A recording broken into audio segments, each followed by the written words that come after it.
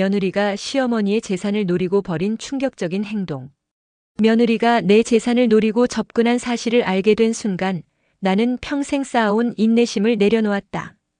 이제 며느리에게 겪은 게 무엇인지 보여줄 차례다. 우리 가족은 늘 화목한 가정을 자랑으로 여겼다. 아들과 며느리가 결혼했을 때도 마찬가지였다.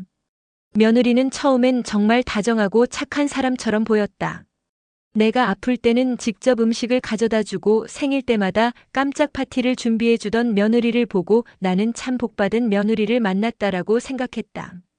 하지만 그 모든 행동이 철저히 계획된 거였다면 믿으시겠는가? 어느 날부터인가 며느리는 자연스럽게 내 재산 이야기를 꺼내기 시작했다. 처음엔 단순한 호기심인 줄 알았다.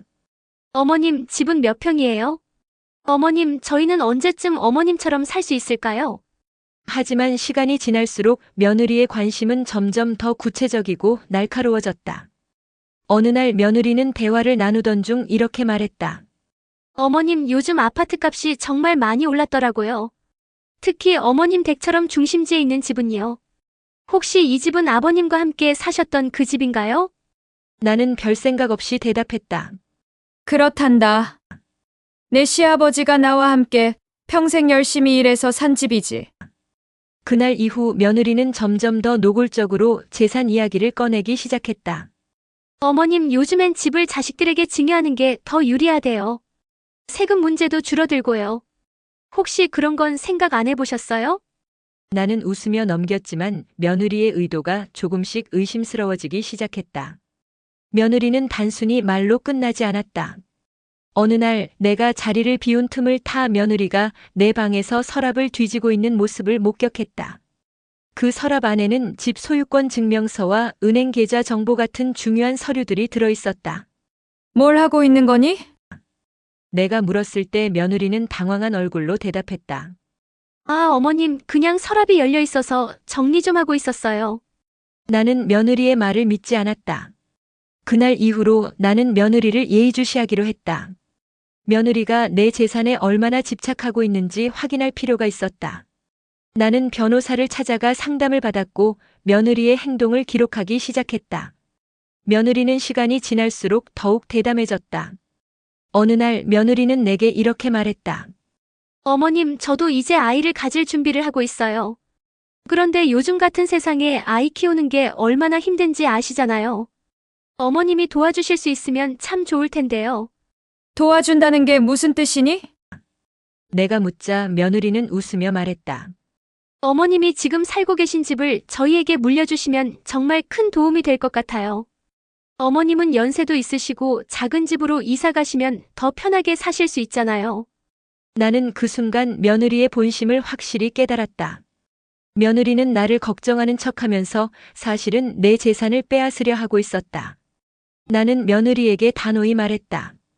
내가 너희를 위해 도움을 줄 수 있는 부분은 언제든지 줄 것이다. 하지만 이 집은 너희가 원하는 대로 할 수 있는 게 아니란다.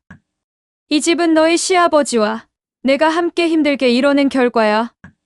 내가 이렇게 쉽게 생각하고 접근하는 건 큰 잘못이란다.